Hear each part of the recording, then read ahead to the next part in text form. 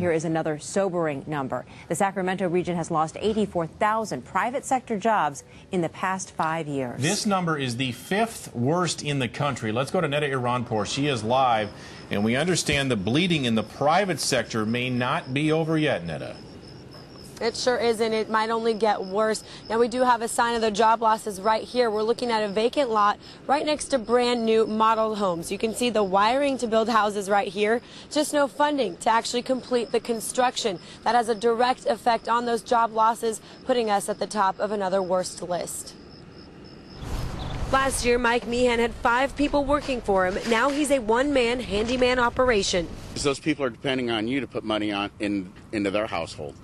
And it's hard to do. But construction jobs few and far between, with housing, remodeling, developing, all at a halt. We went from loading 20 trucks of installation trucks a night down to only loading 5 or 6 a night.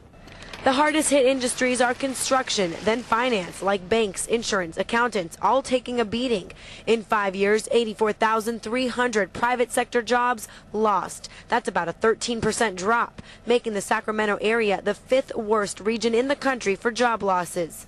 While the rest of the country seems to be recovering fairly well, we are not. Economist Dr. Sanjay Varshney says the capital city is guilty by association, tarnished by the black eye on big government here. Right now, when Sacramento makes national headlines, it's usually for the wrong reasons. It's usually for the politics. It's usually for the gridlock. He says the name Sacramento alone is symbolic of gridlocked government and greedy politicians, scaring away those entrepreneurs. These things weren't selling, so we are marking it down. And Francie Vo, owner of Papillon Salon in Natomas, lives the struggles of small business.